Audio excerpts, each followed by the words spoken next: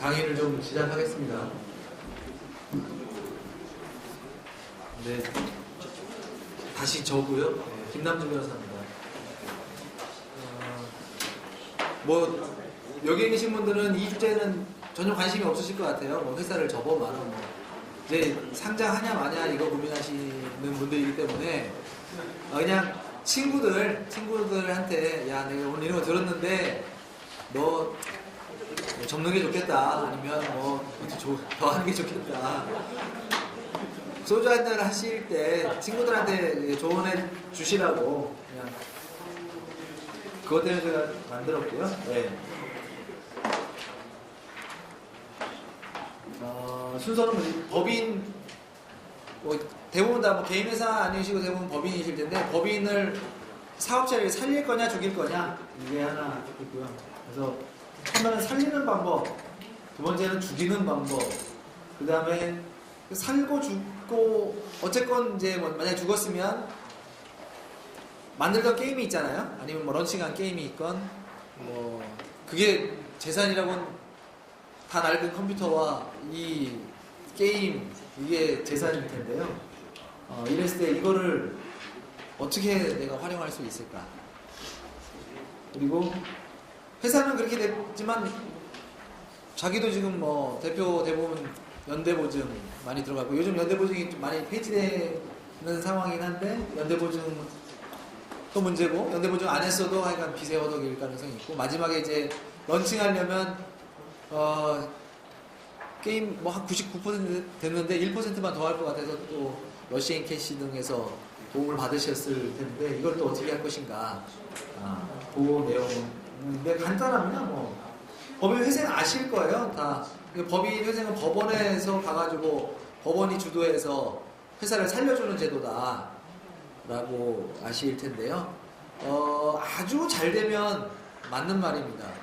근데 대부분은 회사를 살리지는 못해요. 아주 큰 회사들 있잖아요. 아주 큰 회사들은 이제 못 죽이니까. 그리고 그런 회사들은 보통 망가져도 아주 그렇게 처참하게 망가지기 전에 또는 게임 회사가 아닌 회사들은 또 자산도 좀 있잖아요. 계속 또 현금 거래도 있고 자산도 있고 그런 회사들은 회생하는 경우가 아주 드물게 있습니다. 근데 대부분 회사들은 이제 거의 파산의 길을 가고 이제 회사는 소멸하는 그다음에 개인은 빚더미에 계속 앉아 있는 이런 것으로 가는데요.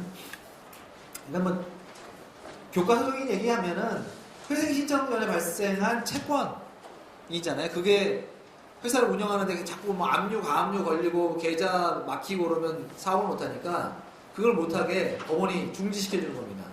압류, 가압류 이런 거 못하도록 법원에서 중지시켜주니까 계좌에 있는 돈을 활용할 수는 있는데 다만 이제 회생 개시 결정 전에 있는 채무들한테 변제를 하지 못하고 그 이후에 영업에 필요한 돈들은 이제 나갈 수가 있죠. 근데 막히기 전에 통장에 돈이 없으니까 그게 문제인 것 같긴 한데요. 그리고 회생 계획이 채권자들한테 동의를 받으면 그 계획에 따라서 10년간 이 빚을 나눠 갚습니다. 그리고 나머지는 탕감하는데 탕감 안 되는 빚들도 있죠. 월급 같은 거, 지금 월급 같은 건 탕감이 안 되고요. 그 다음에 세금, 이런 것들, 세금성 비용들, 이런 것도 탕감이 안 되고요. 회사를 파산시키는 것보다 회생시키는 게 채권자들한테도 유리하죠. 그리고, 이것은 이제 회생의 조건인데, 회생시키는 게 채권자들이 동의한다고 다 회생되는 게 아니라, 채권자들한테 유리한 조건이어야 됩니다. 파산보다. 그러니까 지금 회사를 접었을 때 자산을 경매 등 방법으로 다 현금화시키고 그 현금화된 거를 채권 배당 순위에 따라서 돈을 갚았을 때보다 회생시켜서 오랫동안 빚을 갚게 한 거 다 모은 그 돈이 더 많을 때 그럴 때 회생시키는 거고요. 일정한 비율 이상 채권자들의 동의가 필요합니다. 법원에는 돈이 들어가요. 파산보다 이 예납금이 비쌉니다. 왜냐하면 오랜 기간 동안 법원이 이 회사를 계속 관리를 해야 되기 때문에 관리 비용이 들어갑니다. 그리고 회사의 재산 상태를 조사하는 회계법인이 나와서 조사를 하거든요. 그 조사 비용 때문에 여기 조금 비싸고요. 장점은 회사가 살아나니까 그 다음에 경영권이 유지된다는 거. 근데 예외적으로 돈을 빼돌렸다거나 이런 게 발각되면은 법원이 선임한 관리인이 와서 이 회사를 접수하게 됩니다. 현실은 뭐 회사가 회생할 가능성은 거의 없다. 특히 게임 회사는 더 그런 것 같다.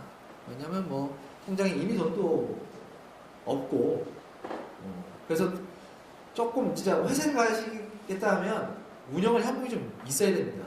미리 내가 뭐 보통의 게임 회사들은 잘 그렇지는 않을 것 같은데 외주 발주를 많이 줬어요. 외주 발주를 많이 줬는데 이걸 좀 한 6개월 뒤에 주기로 하고서 발주를 많이 냈는데 그 6개월이 다가올 것 같아. 한 3개월쯤 지나니까. 근데 지금 있는 돈으로는 다 못 갚을 것 같고, 그렇다면은 미리 그때가 오기 전에 회생 신청을 하고 그 자금을 갖고 있으면 그 발주되는 회사들한테는 회생 변제 계획에 따라서 10년간 나눠 갖고 이후에 이제 발생하게 돈은 내 현금으로 지급을 해주니까 한정된 자원으로 회사를 운영할 수는 있을 것 같은데요. 이걸 잘못하다가는 사기죄로도 갈 수 있으니까 적절하게 운영을 하시고 대금을 조금 길게 줬을 때는 그 변제기를 길게 뒀을 때는 이게 조금 효과가 있을 수도 있습니다. 그리고 게임 회사는 근데 회생에 들어가려면 미래의 현금 흐름이 예측이 돼야 되거든요. 이 게임을 런칭했을 때 예를 들어서 10년간 뭐 1년에 한 50억씩 돈이 들어온다. 근데 그걸 갖고 채권자들한테 변제를 하니까 뭐 이 정도의 변제율이 나온다. 이게 예상이 돼야 되는데 이 현금 흐름을 예측하기 굉장히 어렵기 때문에 조사 보고서 그 회계법인에서 하는 조사 보고서가 좋게 나올지 안 좋게 나올지 잘 모르겠어요. 안 좋게 나올 가능성이 많이 있을 거거든요. 뭐 회계사들은 이런 경우에 확률을 만약 뭐 50억이 나올 수 있는데 그 확률이 한 30% 불과하다. 그러면 그냥 50억에 0.3 곱해버리면 그 현금 흐름을 그렇게 한 15억 정도로 낮게 측정이 될 수 있습니다. 그리고 회생으로 추심이 중단되는 채무가 아주 적을 것 같다는 거고, 왜냐하면 외주 같은 건 잘 안 주잖아요. 자체 인력으로 많이 하고, 외주도 뭐 주겠지만 그 비율이 뭐 제조업처럼 제조 1차 변도 있고 2차 변도 있고 3차 변도 있고 이런 데 보면은 위탁 주는 게 굉장히 많은데 그거에 비하면 게임 회사는 비율이 외주 위탁 비율이 낮다는 거고요. 극히 외주인 경우 제외는 회생하지 못한다는 거고. 그래서 팁은 하려면은 자금이 좀 남아 있어야 되고 미리미리 좀 하셔야 된다는 거. 그래서 그러니까 미래를 보는 눈이 좀 있는 분들한테는 이게 좀 활용 가치가 있는데, 그렇지 않고 당장 때거리 다음 주 뭐 내일 이거 돌려막기 바쁘신 분들은 이게 좀 눈에 안 들어올 것 같고요. 해도 소용이 없을 것 같고요. 예외적인 상황에서만 고려하시는 게 좋겠다. 런칭 직전에 막 이게 추심에 시달려가지고 이 자산 이 게임에 대해서는 뭐 압류가 들어오거나 뭐 이런 법적 조치가 들어올 것 같이 예상되는 경우, 이런 때는 그걸 막기 위해서는 한번 고민하실 필요가 있을 것 같고요.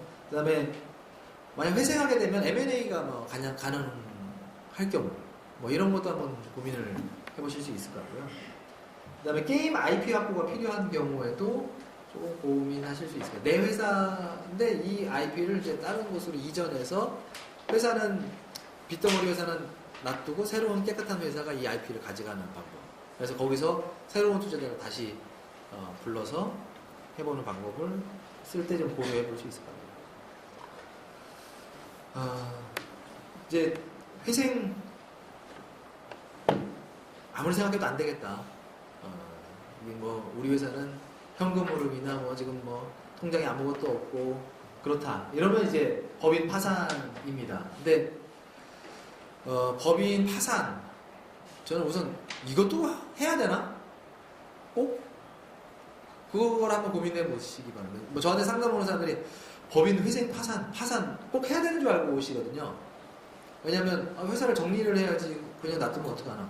놔두면 나라에서 알아서 정리해 줍니다. 뭐 3년간인가요? 그 휴면 법인이면 해산 조치를 시켜버려요. 그래서 등기가 말소됩니다.